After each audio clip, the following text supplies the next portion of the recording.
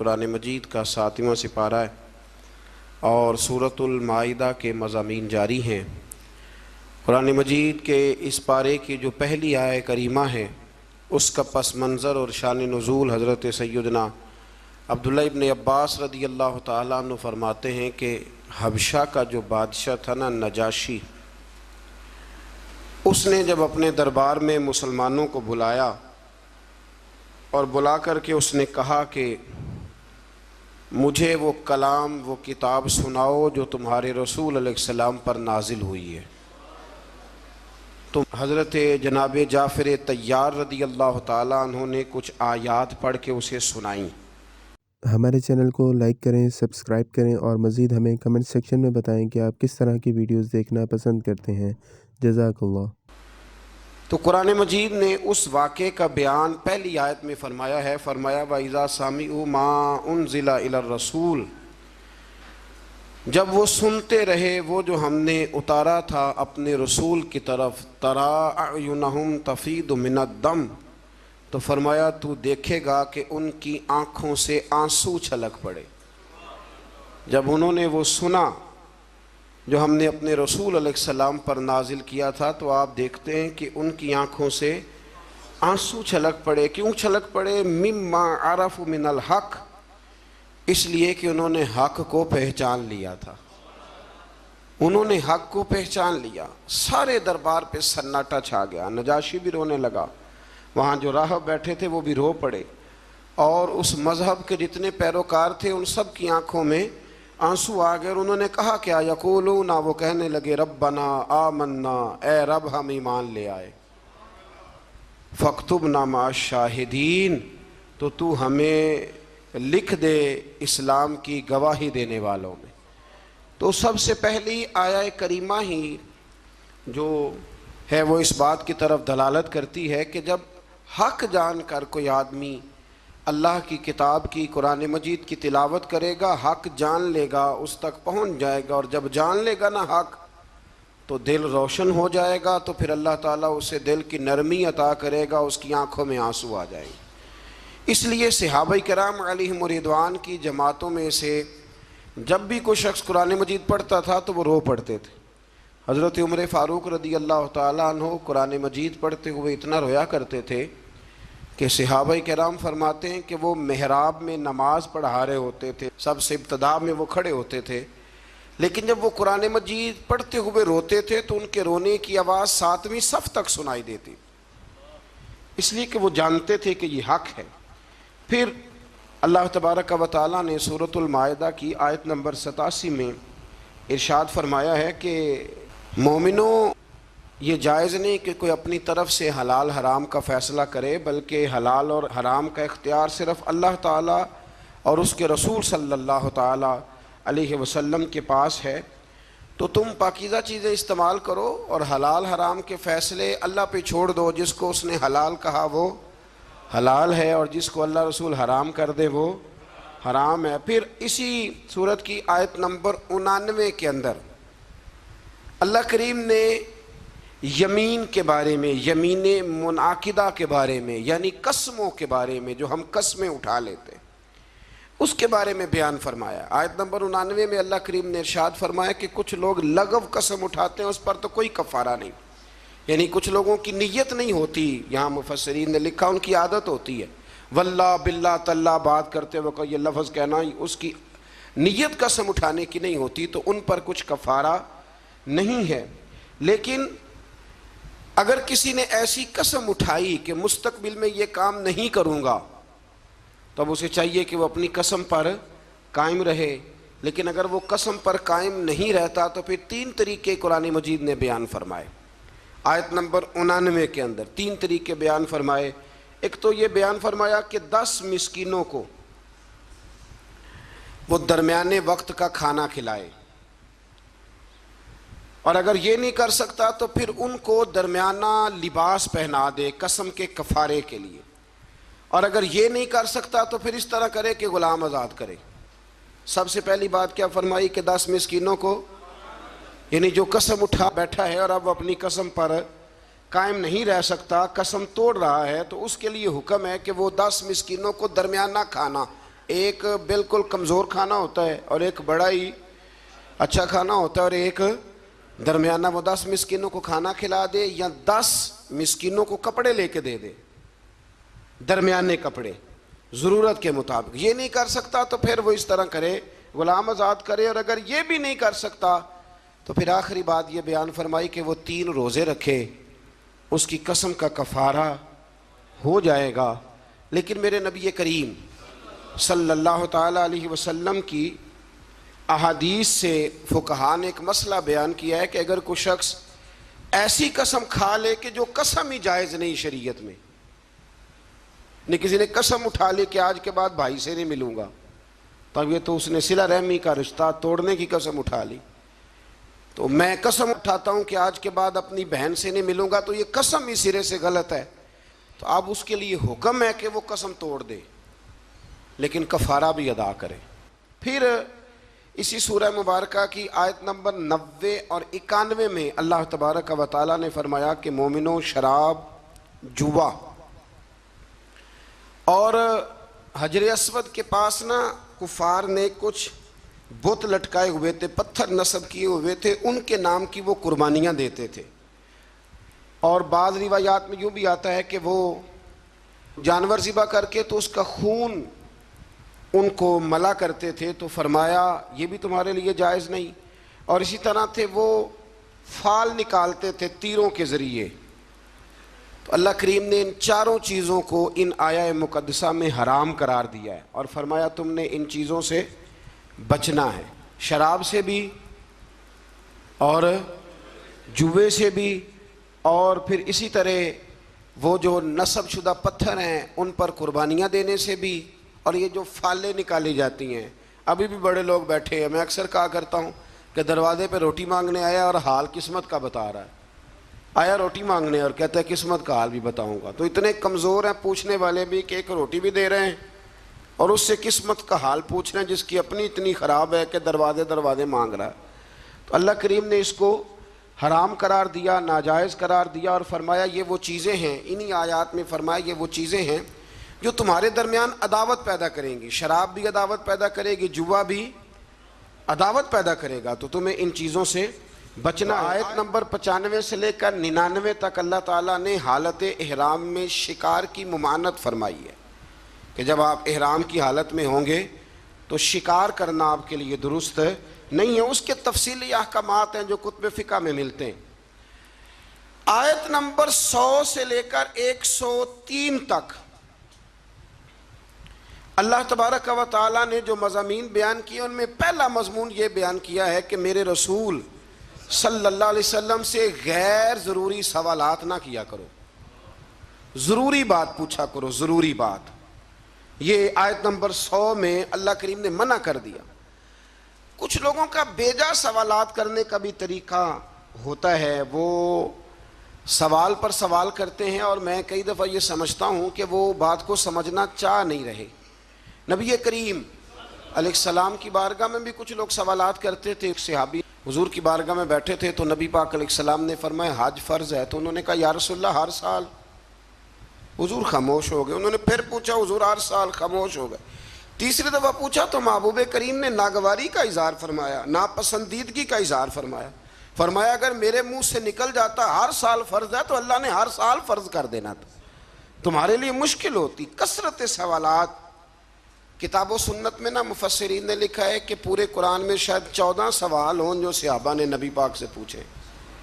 حضرت علی المرتضیٰ رضی اللہ تعالیٰ عنہ کہتے ہیں کہ اگر میں نے نبی پاک سے کوئی سوال پوچھنا ہوتا تھا تو میں مہینوں انتظار کرتا تھا اور میرا خیال ہوتا تھا کہ کوئی اور ہی آئے, وہ آ کے پوچھ لے تو ساتھ میرا بھی مسئلہ حل ہو جائے. سوال کی بھی تکلیف دینا وہ پسند نہیں کرتے تھے. پھر انہی آیہ کریمہ کے اندر اللہ تبارک و تعالیٰ نے زمانہ جاہلیت میں مشرکوں نے جو بعض حلال جانوروں کو بتوں کے نام پر وقف کر دیا تھا, ان کا دودھ بھی نہیں پیتے تھے, گوشت بھی نہیں کھاتے تھے, ان کی مذمت بیان فرمائی ہے. فرمایا یہ حلال اور حرام کرنے کا اختیار اللہ رسول کے پاس ہے, کسی اور کے پاس نہیں ہے. آج بھی لوگ بڑی چیزوں کا اختیار اپنے پاس رکھنا چاہتے ہیں. فلاں چیز بھی حرام ہو گئی, ولی کا نام آ گیا تو حرام ہو گئی, 11ویں کا نام آ گیا تو بھئی حلال وہ ہے جسے اللہ رسول حلال کہیں، حرام وہ ہے جسے اللہ رسول حرام کہیں۔ تو لوگ جبر کرتے ہیں دین میں، حالانکہ دین کے اندر کوئی جبر نہیں ہے۔ آیت نمبر 104 کے اندر اللہ تبارک و تعالیٰ نے بتایا ہے کہ جب اہل کتاب سے اور دین سے انحراف کرنے والوں کو دعوت دی جاتی نا کہ اللہ کی نازل کردہ دین پر اور رسول صلی اللہ تعالیٰ علیہ وسلم کی طرف توجہ کرو اور نبی پاک کی اتباع کرو، تو وہ کہا کرتے تھے کہ ہم جس روش پر ہیں نا، ہم اس روش کو اس لیے نہیں چھوڑ سکتے کہ ہمارے باپ دادا بھی اسی طریقے پہ تھے۔ یہ سورۃ المائدہ کی آیت نمبر 104 ہے۔ جب ان سے کہا جاتا ہے نا کہ آؤ اسلام قبول کر لو، قرآن کو مانو، نبی پاک کی پیروی کرو، تو وہ کہنے لگے ہم اس لیے نہیں کریں گے کہ ہمارے باپ دادا بھی اسی دین پر تھے، تو ہم بھی اسی دین پر رہیں گے۔ جب انہوں نے دین تبدیل نہیں کیا تو ہم کیسے کریں گے؟ تو اللہ تعالیٰ نے اسے کفار کی ہٹ درمی کہا یہ ان کے رویے کی سختی ہے۔ اگر تو باپ دادا ٹھیک ہوں تو طریقوں پر چلنا چاہیے، اور اگر باپ دادوں کے طریقے قرآن و سنت کے مطابق نہ ہوں تو پھر ان کے طریقوں پر چلنا نہیں چاہیے۔ اپنے آباء و اجداد کی رسمیں نہیں نبھانی، ہم نے اللہ اور اس کے رسول کے حکم کی طرف توجہ کرنی۔ تو ان آیات کے اندر اللہ تبارک و تعالیٰ نے اس بات پر بھی نبی پاک علیہ السلام کو اور صحابہ کو تسلی دی کہ اگر یہ ملحدین، مشرکین اور یہودی کلمہ نہیں پڑھتے تو آپ کا نقصان کوئی بھی نہیں کریں گے۔ آپ کے ذمہ تو تبلیغ کرنا ہے نا، تو آپ تبلیغ کر دیں۔ اگر یہ نہیں کلمہ پڑھتے تو نقصان نہیں کریں گے۔ اسی سے ہمارے مفسرین نے یہ مسئلہ بھی بیان فرمایا کہ عالم کو، مبلغ کو، واعظ کہنے والے کو دین کی بات کر دینی چاہیے، اور اگر اس کی بات سن کے کوئی عمل نہیں کرتا تو اس کا پھر کوئی نقصان نہیں ہے۔ ماں باپ کو بھی اپنی اولاد کو نصیحت کرنی چاہیے، صحیح بات بتانی چاہیے۔ اب کوئی اولاد عمل نہ کرے تو ماں باپ کو اب اس کی طرف سے کوئی باز پرس نہیں ہوگی۔ آیت نمبر 106 کے اندر ارشاد فرمایا کہ جب تم وصیت کرنے لگو نا اپنی اولاد کے لیے یا پیچھے مال چھوڑ کے جانے والوں کے لیے، تو تم گواہ مقرر کر لیا کرو تاکہ کوئی تنازع کھڑا نہ ہو۔ گواہ مقرر کرو، اللہ کریم نے حکم ارشاد فرمایا۔ لیکن بعض مفسرین نے یہ بھی لکھا ہے ان آیات کے حوالے سے کہ جب سے احکام وراثت نازل ہو گئے، اللہ نے خود بیان کر دیا کہ بیٹے کا اتنا ہے، بیٹی کا اتنا ہے، بیوی کا اتنا ہے، بھائی کا اتنا ہے، ماں باپ ہوں زندہ تو پھر ان کا اتنا ہے، تو اب یہ آیات ویسے ہی منسوخ ہو گئی ہیں، اب وصیت کرنے کی کوئی ضرورت موجود نہیں رہی، بات ہی ختم ہو گئی۔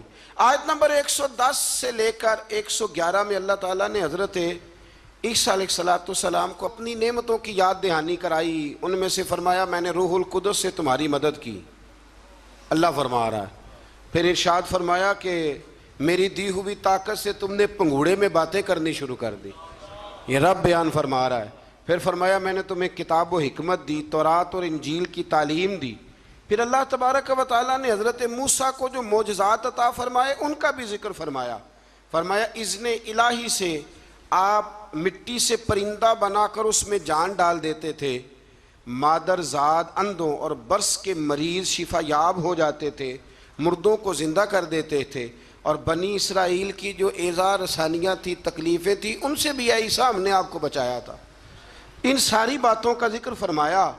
اور پھر آیت نمبر 112 میں اس بات کا بھی ذکر کیا کہ عیسیٰ علیہ السلام کے حواریوں نے ان سے یہ التجا کی تھی کہ اللہ تبارک و تعالیٰ کی بارگاہ میں یہ عرض کریں کہ آسمانوں سے ہمارے لیے تیار کھانا نازل کرے، یعنی کھانا اور وہ بھی تیار، اللہ تیار کھانا ہمارے لیے نازل کرے، اس سے ہم کھائیں گے، ہمیں قلبی اطمینان ہوگا۔ تو عیسیٰ علیہ السلام نے دعا کی کہ اے اللہ، اے ہمارے پروردگار، ہم پر آسمان سے نہ کھانا نازل فرما تاکہ وہ ہمارے اگلوں کے لیے بھی عید کا دن بن جائے اور پچھلوں کے لیے بھی عید کا دن بن جائے۔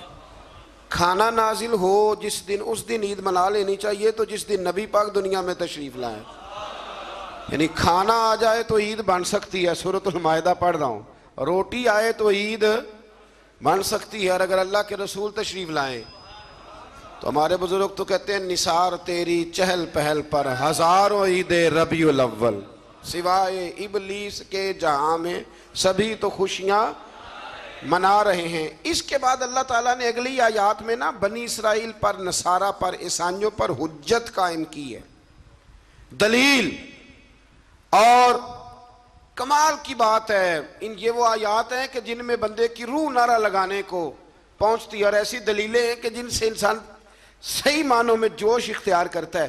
اللہ کریم نے نصارہ کو فرمایا کہ اے عیسیٰ، نصارہ کو حجت قائم کرنے کے لیے فرمایا اے عیسیٰ، کہ آپ نے لوگوں کو یہ کہا تھا کہ مجھے اور میری ماں کو اللہ کے سوا خدا بنا لینا؟ اللہ کریم نے حضرت عیسیٰ علیہ السلام سے کہا، فرمایا یہ جو کہتے ہیں کہ حضرت عیسیٰ اللہ کے بیٹے ہیں تو آپ نے کہا تھا؟ تو یقیناً پھر جواب یہی ہے کہ جناب عیسیٰ نے کہا نہیں تھا۔ تو جناب عیسیٰ اگر یہاں کہہ رہے ہیں کہ میں نے نہیں کہا تو قیامت میں بھی وہ یہی کہیں گے۔ تو پھر جو باطل نظریات والے لوگ ہیں، باطل نظریات والے، اسی طرح کا معاملہ آج کل بزرگوں کے ساتھ ہوتا ہے۔ بزرگوں نے کہا تھا کہ ہمارے جو مزارات ہوں گے ان پہ آ کے تم لکی رانی سرکس لگا لینا، کہا کسی بزرگ نے، وہاں کے میلے ٹھیلے کرنا۔ بلکہ ہمارے ایک بڑے معتبر عالم ہیں، انہوں نے ایک بات سنائی، وہ میرے دل میں بیٹھ گئی۔ کہنے لگے کہ ایک بہت بڑے عالم تھے تو ان کا شاگرد کسی آستانے پہ مرید تھا،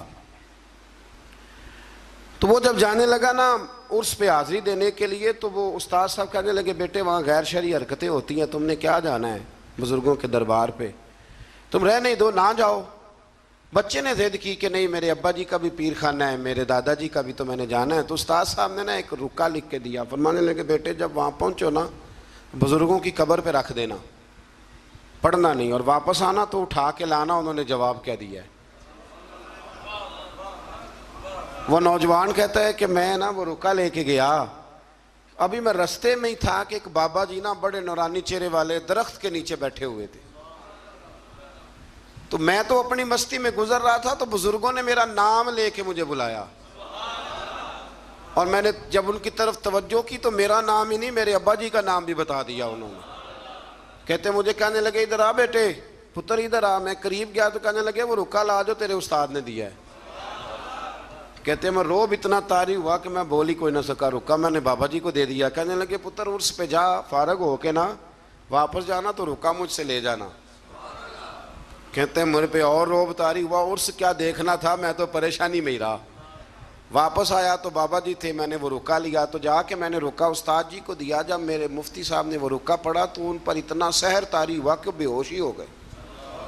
کچھ دیر کے بعد ہوش آیا، نارمل لائف میں جب وہ آئے عام روٹین کی زندگی میں، تو میں نے ان سے کہا کہ حضرت صاحب میں بڑا دیانتدار شاگرد ہوں، میں نے جاتی دفعہ بھی نہیں پڑھا کہ آپ نے کیا لکھا ہے، اور جو جواب آیا وہ بھی نہیں پڑھا، لیکن آپ کا بے ہوش ہونا، بزرگوں کا ملنا میری سمجھ میں نہیں آتا، کچھ سمجھا دیں۔ تو کہتے ہیں کہ وہ استاد مجھ سے کہنے لگے کہ بیٹا وہ جو بزرگ تجھے ملے تھے نا وہ دراصل وہی تھے جن کے تو عرس پہ گیا تھا۔ تو وہ رکا انہوں نے اس لیے لے لیا، میں نے رکے پہ لکھا تھا کہ بابا جی اگر آپ اتنے ہی طاقت والے ہیں تو یہ غیر شرعی حرکتیں ہوتی ہیں تو آپ روکتے کیوں نہیں، میں نے رکے پہ لکھا تھا۔ تو کہتے ہیں بابا جی نے جواب دیا ہے کہ غیر شرعی حرکتیں ہوتی ہیں تو ہم تو نکل کے سائیڈ پہ بیٹھ جاتے ہیں، اسی لیے تو لوگ کہتے ہیں دربار پہ گئے تھے تو جو دعا مانگی ہے وہ قبول نہیں ہوئی، بابا تو وہاں تھا ہی نہیں، وہ تو سائیڈ پہ ہو گیا، وہ تو تھے ہی نہیں، وہ تو نکل آئے کہ تم ہمیں تنگ کرتے ہو لہذا ہم جا رہے ہیں۔ فرمایا بزرگ تو مزار چھوڑ کے چلے جاتے ہیں اس لیے کہ وہ اللہ کے رسول کی شریعت کے پورے، اور کہتے ہیں آپ بے ہوش کیوں ہوئے؟ تو کہنے لگے بے ہوش اس لیے ہوا تھا کہ بابا جی کہنے لگے مولانا ہم پہ اعتراض نہ کرو، جب تک ہم زمین کے اوپر تھے منع کرنے کی ڈیوٹی ہماری تھی، اب ہماری ڈیوٹی نہیں، اب تمہاری ڈیوٹی ہے، تم اپنا کام پورا کرو، تم ڈیوٹی ادا کرو۔ بیٹھ کے وہاں طنز کر رہے ہو کہ یہ کیوں ہو رہا ہے تو وہ کیوں ہو رہا ہے۔ تو حضرت عیسیٰ علیہ السلام نے کسی کو کہا نہیں کہ تم میری عبادت کرو یا معاذ اللہ میری ماں کو رب مانو، تو قیامت کے دن بھی وہ یہی کہیں گے کہ یا اللہ میں نے انہیں کہا نہیں تھا۔ تو جب لوگ اپنی طرف سے چیزیں بنانے لگتے ہیں پھر خرابی پیدا ہوتی ہے۔ تو میرے عزیز دوستو پھر اس سے آگے سورہ انعام شروع ہو جاتی ہے، یہ مکی صورت ہے۔ اس صورت کے بالکل آغاز میں اللہ تبارک و تعالیٰ نے اپنی قدرت کا بیان فرمایا ہے کہ اس نے آسمان، زمین، ظلمت اور نور کو پیدا کیا، اس نے انسان کو مٹی سے پیدا کیا، پھر اس کے لیے ایک مدت حیات اور قیامت کا وقت مقرر فرمایا۔ لیکن کافر پھر بھی اپنے رب کے ساتھ شریک ٹھہراتے ہیں اور اس کی قدرت کے بارے میں شک میں مبتلا ہوتے ہیں، حالانکہ وہ ظاہر اور باطن اور انسان کے ہر عمل کو جاننے والا ہے۔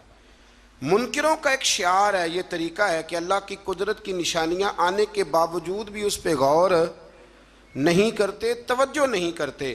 اللہ تعالیٰ فرماتا ہے تم سے پہلے بھی کئی قوموں کو ہم نے زمین میں اقتدار دیا تھا، ان پر موسلا دار بارشیں برسائی تھی، ان کے لیے باغات کے نیچے نہریں جاری کی تھی، لیکن جب انہوں نے گناہ بہت زیادہ کیے تو پھر ان گناہوں کی سزا کے طور پر ہم نے انہیں ہلاک کر دیا۔ ساری نعمتوں سے نوازا، لیکن جب وہ باز نہ آئے تو پھر ان کی سزا بنتی تھی۔ اللہ تبارک و تعالیٰ نے ایک عجیب انداز میں ایک بات کو حرف آخر کے طور پر کافر اور مشرک کے بارے میں اللہ کریم نے نا ایک واضح دلیل، بین دلیل، آیت نمبر 7 میں، سورہ انعام 7واں پارہ، آیت نمبر 7 میں فرمایا کہ کافروں کا حال تو یہ ہے کہ اگر لکھی ہوئی کتاب ان کے پاس اتاری جائے، لکھی ہوئی پوری اوپر سے اترے، اور یہ اپنے ہاتھوں سے چھو کے دیکھ بھی لیں تو پھر بھی ایمان نہیں لائیں گے۔ جنہوں نے نہیں ماننا انہوں نے، آج ہم بھی لوگوں کو دیکھتے ہیں جتنی مرضی دلیلیں دے لو، جس نے نہیں ماننا اس کا پروگرام ہی نہیں ماننے کا۔ فرمایا پھر بھی یہ اس کو تسلیم نہ کریں گے بلکہ اسے جادو قرار دیں گے۔ اسی طرح اگر ان کے پاس فرشتہ اتر کے آ جائے اور یہ اسے اصل شکل میں دیکھ نہ پائیں، اور اگر بشری لباس میں آئے تو پھر کہیں گے کہ یہ تو ہماری طرح کا بشر ہے، اصل حالت میں دیکھ نہیں سکتے، اور انسانی حالت میں آئے گا تو کہیں گے بالکل ہماری طرح کا ہے۔ تو رسول اللہ صلی اللہ علیہ وسلم کو تسلی دیتے ہوئے اللہ تعالیٰ نے فرمایا کہ ہر دور کے کفار کا اپنے نبیوں کے ساتھ یہی طریقہ رہا کہ وہ انبیاء کا معاذ اللہ مذاق اڑایا کرتے تھے، یہ طریقہ رہا۔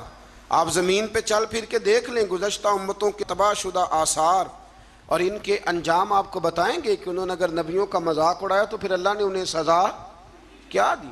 زندگی میں انسان گفتگو کرتے ہوئے بہت سارے لوگوں کی طرف دیکھ کے ہنستا ہے، ان کا مذاق اڑاتا ہے۔ ایک میری بات پلے سے باندھ لینا، کتابوں کا، فرشتوں کا، جنت دوزخ کا کبھی بھی مذاق نہ اڑائیں۔ اب میں کچھ لطیفے ایسے سننے لگا ہوں جن میں لوگ فرشتوں کا مذاق اڑاتے ہیں، ڈرنا چاہیے اللہ تعالیٰ سے۔ لوگ جنت کا مذاق اڑاتے ہیں، لوگ دوزخ کے بارے میں معاذ اللہ فضول باتیں کرتے ہیں۔ آپ مطلب یہ کن کی روش ہے، یہ کن کا طریقہ ہے؟ اور ایک بات میری پلے سے باندھ لینا، ٹھیک ہے کمزور لوگ ہوتے ہیں، علماء بھی، مشائخ بھی، ان میں غلطیاں ہوتی ہیں، لیکن کبھی بھی کسی دین کے عالم کا مذاق نہ اڑانا، کبھی بھی کسی صوفی کا، کسی درویش کا مذاق نہ اڑانا، کبھی بھی کسی دین کے طالب علم کا مذاق نہ اڑانا۔ یہاں لوگ نقلیں اتارتے ہیں اور میں نے دیکھا ہے کہ لوگ ہنستے ہیں، مذاق کرتے ہیں، آپ کو پتہ نہیں کہ آپ کس کی بات کر رہے ہیں۔ ہم مصلی پہ کھڑے ہونے والے کی طرف نہیں دیکھا کرتے، ہم تو رسول اللہ کے مصلی کی طرف دیکھا کرتے ہیں۔ ہم ممبر پر بیٹھنے والے کی جانب نہیں دیکھتے، ہم تو ممبر رسول کو دیکھتے ہیں۔ تو یہ لوگ انبیاء کا مذاق اڑاتے، آج بھی لوگ مذاق کرتے ہیں۔ وہ فلاں عالم نے کہہ دیا ہے کہ بڑی جلدی انقلاب آئے گا، تو کہتے ہیں جی خوابوں کی کہانیاں سناتے ہیں۔ تو میں نے کہا اس طرح نہ کرو، یہ تم مذاق اڑا رہے ہو، اور مذاق اللہ والوں کا اڑانا رب کریم کو پسند نہیں ہے، اس سے بچیں، اور جتنا بچا جا سکتا ہے اتنا اس سے آپ پرہیز کریں۔ اسی طرح آیت نمبر 14 کے اندر رسول اللہ صلی اللہ علیہ وسلم کو حکم ہوا کہ آپ کافر اور مشرکوں کو بتائیں کہ کیا میں زمین و آسمان کا خالق نہیں؟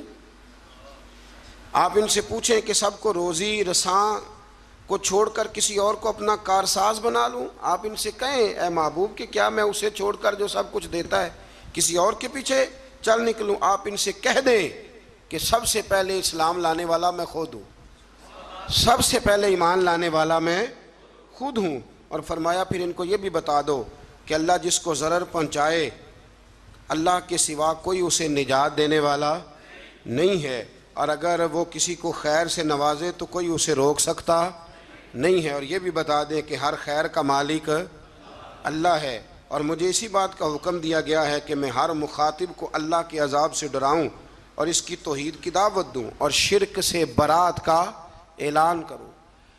میرے پاس ایک صاحب کل پرسوں تشریف لائے تو وہ کہنے لگے سارے ڈاکٹروں سے، حکیموں سے، طبیبوں سے، پیروں سے مشورہ کر لیا ہے لیکن میری ہمشیرہ ٹھیک نہیں ہوتی۔ تو میں نے کہا اگر سارے کچھ کے باوجود ٹھیک نہیں ہوتی تو پھر اللہ کی رضا پہ راضی ہو جاؤ، پھر اس کا مطلب ہے کہ رب کریم کی منشا ہے، پھر اس کی رضا ہے کہ وہ اسی حال میں دیکھنا چاہتا ہے۔ ایک بزرگ تھے تو ان کے وجود میں کیڑے چل رہے تھے، ایک کیڑا ان کے یوں پیشانی پہ بھی تھا تو وہ نیچے گر گیا تو انہوں نے اٹھا کے دوبارہ رکھ لیا۔ کہنے لگے جب اس کی رضا ہے کہ تو مجھے کھائے تو نیچے کیوں گرتا ہے؟ جے سونا ہی میرے دکھ وچ راضی تے سکھ نو چلے ڈاواں۔ تو اس لیے اللہ اگر کسی کو ضرر پہنچانا چاہے تو کوئی اسے بچا سکتا، اور اگر اللہ کسی کو خیر دینا چاہے تو کوئی روک سکتا۔ اللہ عزت دے تو کوئی ذلیل نہیں کر سکتا، پکی بات ہے۔ کرنے دے حسد والوں کو جتنا وہ آپ سے حسد کرتے ہیں، آپ کرنے دے۔ لوگ کہتے ہیں فلانا مجھ سے بڑا جلتا ہے، تو میں نے کہا وہ تو فائدہ کر رہا ہے آپ کا۔ پھر میرے علی شاہ صاحب رحمۃ اللہ علیہ کے مرشد نے انہیں دعا دی تھی کہ میرے علی میرا دل کرتا ہے لوگ تجھ سے زیادہ حسد کریں۔ تو کہنے لگے حضرت صاحب یہ کیا دعا ہوئی؟ تو آپ فرمانے لگے نعمتیں زیادہ ہوں گی تو لوگ زیادہ جلیں گے نا، تو میرا دل کرتا ہے لوگ تجھ سے حسد کریں، زیادہ حسد کریں۔ تو اس لیے ہم لوگ جو ہیں وہ ہمارے منانی میاں صاحب قبلہ فرمایا کرتے ہیں، وہ کہتے ہیں یہ جل رہا ہے تو آپ نظر آ رہے ہیں نا، وہ کہتے ہیں اگر یہ جلنا چھوڑ دے گا تو پھر آپ نظر نہیں آئیں گے، تو کچھ جلتا رہتا ہے تو آپ نظر آتے رہتے ہیں، اس لیے لوگوں کو جلنے دیں۔ تو ہم لوگ جو ہے وہ بلا وجہ، لیکن حسد بھی کسی کسی سے ہوتا ہے۔ اب میرے جیسا بندہ اٹھ کے یہ کہنا شروع کر دے کہ لوگ مجھ سے حسد کرتے ہیں تو اس کی خوش فہمی ہے نا، بھئی وہاں بھی رہ گئے حسد کرنے کے لیے، یعنی بلا وجہ کچھ لوگوں کو نا بخار بھی چڑھ گیا ہے، لوگ مجھ سے حسد کرتے ہیں۔ یعنی وہ کبھی کبھی خواتین بچے کو دم کرانے کے لیے لاتی ہیں تو کہتی ہے بچہ بڑا سونا ہے، تو اس کو نظر لگ گئی، ماں کی نظر میں تو سونا ہی ہوتا ہے نا، لیکن وہ اس کو دم کرتے وقت بندے کو خیال آتا ہے کہ جی انہوں بھی نظر ہی لگنی ہے تو پھر انہوں دم ہونا چاہیے تھا جنہیں انہوں نظر لائی ہے، مطلب دم تو اس کو اب ہونا چاہیے جس نے اس کو نظر لگا دی۔ لیکن اماں کی نظر میں تو بیٹا چاند ہی ہوتا ہے نا جی، ماں کی نظر میں تو وہ ایک بیٹا چاند ہوتا ہے اور ایک اس کا ماموں چاند ہوتا ہے۔ چاچو کبھی چاند ہو سکتا، ماموں چاند ہوتا ہے، اور ایک وہ بیٹا خود چاند ہوتا ہے۔ چاچو جی چاند ہو سکتے، یہ میں اعتراض نہیں کر رہا، اس لیے کہ ہماری بہنیں بھی یہی کرتی ہیں اور ہماری بچیاں بھی یہی کام کرتی ہیں، ہوتا ہی ایسے۔ تو اس لیے اللہ تبارک و تعالی نے اس بات کو بیان فرمایا کہ اللہ کسی کو خیر دینا چاہے تو کوئی روک نہیں سکتا، اور اللہ اگر کسی کو کسی جگہ مبتلا کرنا چاہے تو کوئی بچا سکتا نہیں۔ آیت نمبر 20 میں سورہ انعام 7واں پارہ آیت نمبر 20 میں اللہ کریم نے اس بات کو بیان فرمایا ہے کہ یہودیوں کی یہ غلط بیانیہ، یہ جھوٹ ہے ان کا کہ ہم رسول اکرم صلی اللہ علیہ وسلم کو نہیں جانتے، یہ ان کا جھوٹ ہے۔ بلکہ فرمایا محبوب وہ تو آپ کو اس طرح پہچانتے ہیں جس طرح انسان اپنے بیٹوں کو پہچانتا ہے، یعنی تورات میں انہوں نے اتنی نشانیاں آپ کی پڑھ لی ہیں کہ جس طرح انسان بیٹوں کو پہچانتا ہے نا، یہ ہوتے ہیں نا جڑواں بچے، تو پڑوسی دھوکہ کھا لیتے ہیں لیکن ماں باپ دھوکہ نہیں کھاتے، انہیں پتہ ہوتا ہے کہ بڑا کون سا ہے چھوٹا کون سا ہے، ریاض کون سا ہے فیاض کون سا ہے، انہیں پتہ ہوتا ہے، ماں باپ ہوتے ہیں نا۔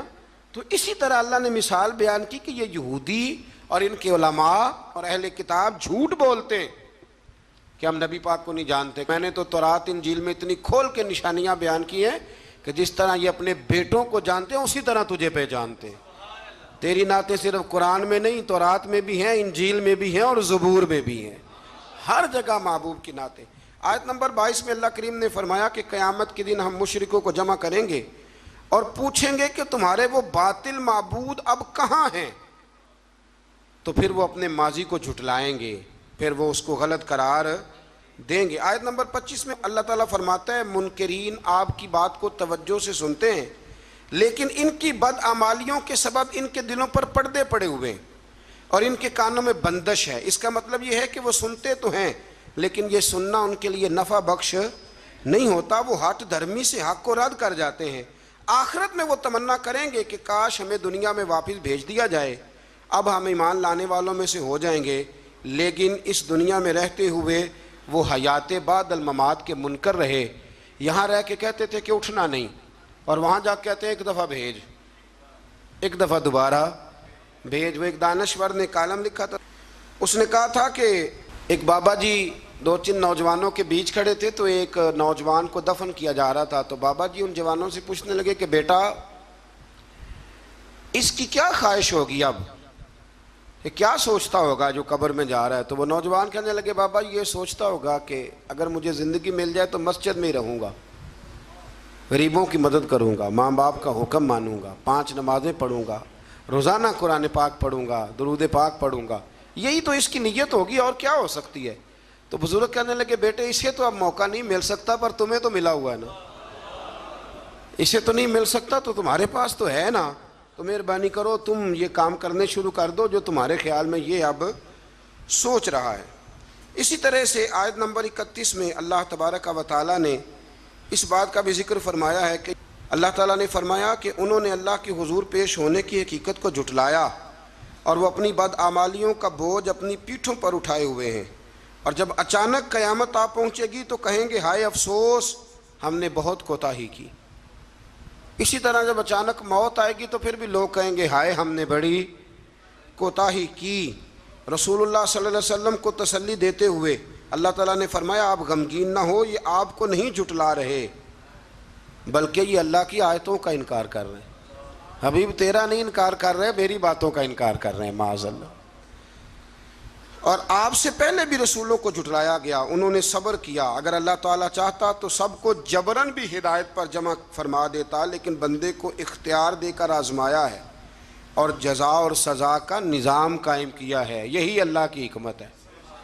اگر وہ چاہتا تو جبراً بھی سب کو ہدایت مل سکتی تھی، دے سکتا تھا، لیکن اس نے لوگوں کو آزمایا ہے۔ آیت نمبر 38 میں اللہ تبارک و تعالیٰ نے ارشاد فرمایا کہ زمین پر چلنے والے حیوان اور فضاؤں میں اڑنے والے پرندے تمہاری طرح مخلوق ہیں، جب قیامت آئے گی اور اللہ کا عذاب نگاہوں کے سامنے ہوگا پھر یہ مشرک بھی ایک ہی رب کو پکاریں گے۔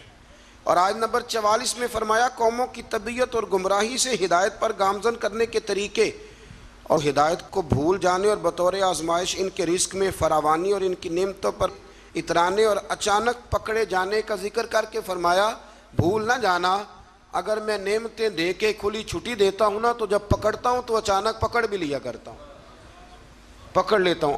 بڑے بڑے مالدار پکڑے گئے کہ نہیں پکڑے گئے؟ بڑے بڑے رئیس جو اٹھتے تھے تو ساری دنیا کھڑی ہو جاتی تھی، پھر ختم ہو گئے نا معاملہ۔ تو اللہ تبارک و تعالیٰ نے ان ساری باتوں کا یہاں ذکر فرمایا۔ آیت نمبر 46 اور 50 اور پھر 50 سے آگے ہوا یہ کہ نبی کریم علیہ السلام کی بارگاہ میں نا قریش مکہ آئے اور کہنے لگے کہ یا رسول اللہ صلی اللہ علیہ وسلم دل بڑا کرتا ہے کہ ہم بھی آپ کے پاس بیٹھیں اور آپ سے دین کی باتیں سنیں، لیکن جو آپ کے پاس غریب لوگ بیٹھے ہوتے ہیں نا، بلال حبشی، عمار بن یاسر، خبیب، یہ ماڑے ماڑے لوگ، ان کا معیار نہیں ہمارے معیار کے ساتھ، تو آپ اس طرح کریں ہمیں کوئی تھوڑا الگ سے وقت دیں۔ یہ آپ کو آیت نمبر 52 میں تفصیل ملے گی، سورہ انعام آپ پڑھیں گے نا تو یہ تفصیل ملے گی۔ آپ نا ہمیں تھوڑا سا الگ سے وقت دیں، وقت دیں آپ۔ یہ ہوتا ہے، میں نے دیکھا ہے، اللہ معاف کرے، اب تو خانقاہوں آستانوں پہ بھی ہوتا ہے کہ امیروں کے لیے افطاریاں الگ ہوتی ہیں اور غریبوں کے لیے الگ ہوتی ہیں، کہ تھوڑا سا وقت دیں الگ سے، ہم بھی دین کی بات سنیں۔ یہ ماڑے ماڑے لوگ بیٹھے ہوتے ہیں تو ہمارا معیار نہیں۔ نبی کریم علیہ السلام نا بڑی خواہش رکھتے تھے کہ غریب بھی کلمہ پڑھ جائیں اور امیر بھی کلمہ پڑھ جائیں، تو نبی کریم کے دل میں خیال آیا کہ وقت دینا چاہیے، تھوڑا سا وقت ان کے لیے الگ کر لیتے ہیں۔ جب حضور کے دل میں خیال آیا تو اللہ تعالیٰ نے قرآن نازل کر دیا، ارشاد فرمایا وَلَا تَطْرُدِ الَّذِينَ يَدْعُونَ رَبَّهُمْ بِالْغَدَاةِ وَالْعَشِيِّ يُرِيدُونَ وَجْهَهُ، فرمایا محبوب انہیں اپنے پاس سے دور نہ ہٹانا جو صبح بھی اپنے رب کو پکارتے ہیں اور شام بھی اپنے رب کو پکارتے ہیں، اور فرمایا پکارتے کس لیے ہیں؟ یریدون وجہ، یہ اس لیے نہیں پکارتے کہ انہیں کوئی دنیاوی لالچ ہے، یہ اس کی رضا کے لیے اسے پکارتے ہیں۔ تو میرے رسول کریم علیہ السلام نے فرمایا بھئی میرے رب کا حکم آ گیا، بیٹھنا تو بیٹھو، نہیں بیٹھنا تو نہ بیٹھو، لیکن میرے ساتھ بلال حبشی ضرور بیٹھے گا، عمار بن یاسر ضرور بیٹھے گا، صہیب رومی ضرور بیٹھے گا۔ فرمایا یہ غرباء مساکین میرے گرد ضرور بیٹھیں گے، یہ ضرور بیٹھیں گے۔ میں نے تو یہ رنگ بھی دیکھا ہے اپنی مختصر سی زندگی میں کہ لوگ کہتے ہیں مسجد کی کمیٹی کا صدر بھی کوئی چودھری ہونا چاہیے، یعنی مسجد اور مدرسے کی کمیٹی کا صدر بھی کوئی چودھری ہونا چاہیے، کوئی نام ہونے چاہیے، کوئی لکھنا چاہیے، کوئی ایسے کرے کوئی ویسے کریں. اور چھوڑے میاں آپ کس کام لگے ہوئے ہیں؟ اگر مسجد اللہ کا گھر ہے نا تو وہ بانی جائے گا. آپ چھوڑیں آپ کن چکروں میں پڑے ہوئے ہیں. آپ یہ دیکھیں کہ مسجد میں جھاڑو صحیح کر کے کون دیتا ہے، توجہ صحیح کر کے کون کرتا ہے. اللہ ہمیں سمجھنے کی توفیق عطا فرمائے. پھر آگے آیت نمبر 59 میں اللہ کریم نے فرمایا کہ غیب کی کنجیاں اسی کے پاس ہیں اور اس کے سوا اس کا کوئی جاننے والا نہیں ہے. اور خشکی اور سمندر میں اور وہ درخت سے گرنے والے ہر پتے کو بھی جانتا ہے اور زمین کی تاریکیوں میں ہر دانے کو بھی جانتا ہے. تار اور خشک ہر چیز لوح محفوظ پہ اس نے لکھ دی ہے. اور آیت نمبر 60 میں فرمایا نیند اور بیداری کے تسلسل کے جاری رہنے اور میعاد مقرر پر مرنے اور اللہ کی طرف لوٹنے کے بیان کو یہاں بیان کر کے بھی اللہ نے اپنی قدرت کی علامات کو بیان فرمایا. اب یہاں کچھ لوگ فٹافٹ مانا کر دیتے ہیں کہ دیکھو جی اللہ نے خود ہی کہہ دیا نا کوئی غیب نہیں جانتا. تو میں پیچھے آپ کو بتایا ہوں نا کل کہ اللہ کریم فرماتے ہیں کہ سورہ آل عمران کے اندر کہ میں عام لوگوں کو غیب پر اطلاع نہیں دیتا لیکن اپنے رسولوں میں سے جس کو چن لیتا ہوں. یہاں فرمایا کہ کوئی نہیں جانتا تو اس کا معنی یہ ہے کہ از خود کوئی نہیں جانتا، لیکن اگر اللہ بتا دے تو پھر کوئی جاننے والا جان لیتا ہے. آیت نمبر 61 میں فرمایا کہ اللہ تعالیٰ اپنے بندوں پر غالب ہے اور ان پر نگرانی کرنے والے فرشتے بھیجتا ہے، اور جب کسی کی موت کا وقت آ جائے تو فرشتے کسی کوتاہی کے بغیر اس کی روح قبض کر لیتے ہیں. وقت آ جائے تو فرشتے کسی کا انتظار، ہم البتہ فرشتے کے آنے کا انتظار کرتے رہتے ہیں، لیکن فرشتہ انتظار نہیں کرتا، جب آتا ہے تو پھر لے کے جاتا ہے. آیت نمبر 68 میں گمراہ کن عقائد کے حامل لوگوں کی صحبت سے بچنے کا حکم ہے کہ جن کے عقیدے برے ہوں ان کے پاس نہ بیٹھو، ان کے قریب نہ جاؤ. حضرت عبداللہ ابن عمر رضی اللہ تعالیٰ عنہ کو بتایا گیا تھا کہ یہ شخص جو ہے یہ تقدیر کا صرف منکر ہے، خیر شر والی تقدیر کا یہ منکر ہے، باقی ساری چیزوں کو مانتا ہے. تو جناب عبداللہ ابن عمر نے فرمایا یہ تو سلام لینے کے قابل بھی نہیں. ہم اس شخص کے ساتھ اٹھے بیٹھیں گے جو دین کی ہر بات کو مانے، ہر جوز کو مانے، جو مصطفیٰ کریم علیہ السلام کی ذات کو بھی مانے اور میرے نبی کی شان کو بھی مانے، حضور کی صفات کو بھی مانے. ایسے تھوڑی بات ہے کہ وہ چند باتوں کا ذکر کرے اور باقی سب چیزوں کو وہ چھوڑ جائے. آیت نمبر 74 سے لے کر 81 تک اللہ تعالیٰ نے حضرت ابراہیم علیہ السلام کا ذکر فرمایا ہے. بڑے پیارے ہیں یہ نبی اللہ کو. حضرت ابراہیم کا ذکر فرمایا اور اللہ نے فرمایا ابراہیم کو یقین کامل عطا کرنے کے لیے ہم نے انہیں آسمانوں اور زمینوں کی بادشاہی دکھائی، یعنی کائنات کے نظام کے اسرار اور حکمتیں بتائیں. اور حضرت ابراہیم نے مظاہر پرست قوموں کو حکمت کے ساتھ اصلاح کرنے اور مظاہر کائنات کے فانی ہونے اور اللہ کی توحید کے دلائل سے ثابت کرنے کے لیے پھر یہ طریقہ اختیار کیا کہ رات کی تاریکی چھا گئی تو انہوں نے ایک روشن ستارے کو دیکھا اور دیکھ کے فرمانے لگے یہ میرا رب ہے. پھر جب وہ ڈوب گیا تو فرمانے لگے میں ڈوبنے والوں کو پسند نہیں کرتا. بڑا جملہ ہے یہ اللہ کے نبی کا اور قرآن نے بیان فرمایا میں ڈوبنے والوں کو پسند، جس کا رب بھی ڈوب گیا وہ خود بچے گا. پھر فرماتے ہیں کہ پھر جگمگاتے ہوئے چاند کو دیکھا تو کہا کیا یہ میرا رب ہے؟ لیکن جب وہ بھی ڈوب گیا تو ابراہیم علیہ السلام نے فرمایا اگر میرا رب مجھے ہدایت نہ دیتا تو میں گمراہوں میں سے ہو جاؤں گا. پھر سورج کو چمکتے ہوئے دیکھا تو کہا کیا یہ میرا رب ہے؟ یہ تو ان سے بڑا ہے، یعنی تارے سے بھی بڑا ہے اور چاند سے بھی، یہ رب ہے.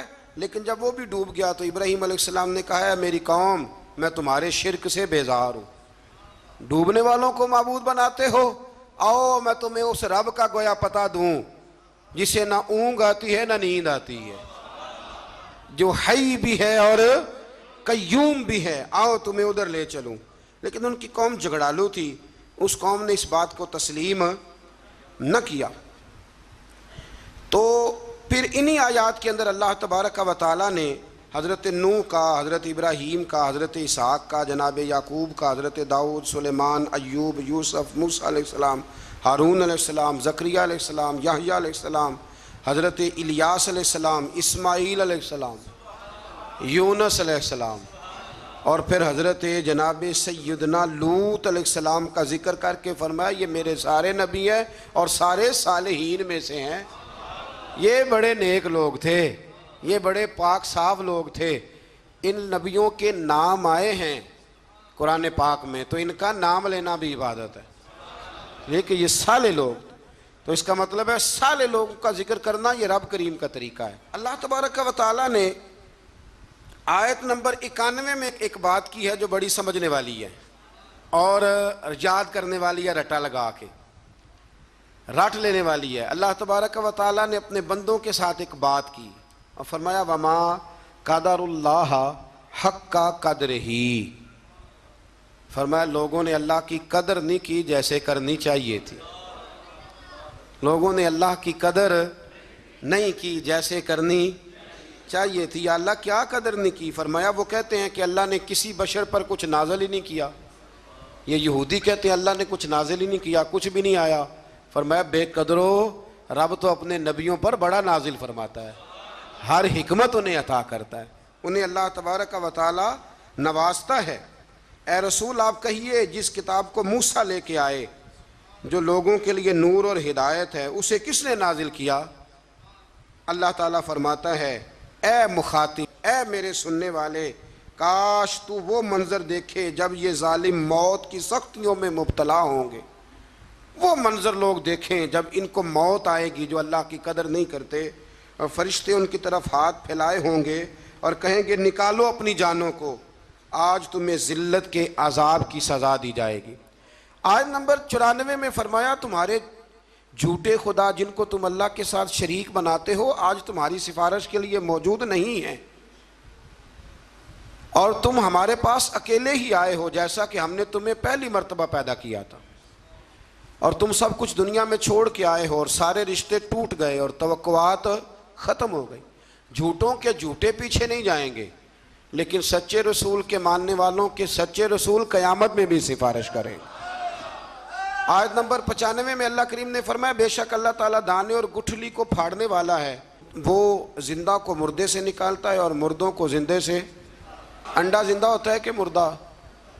اس میں سے نکلتا کیا ہے؟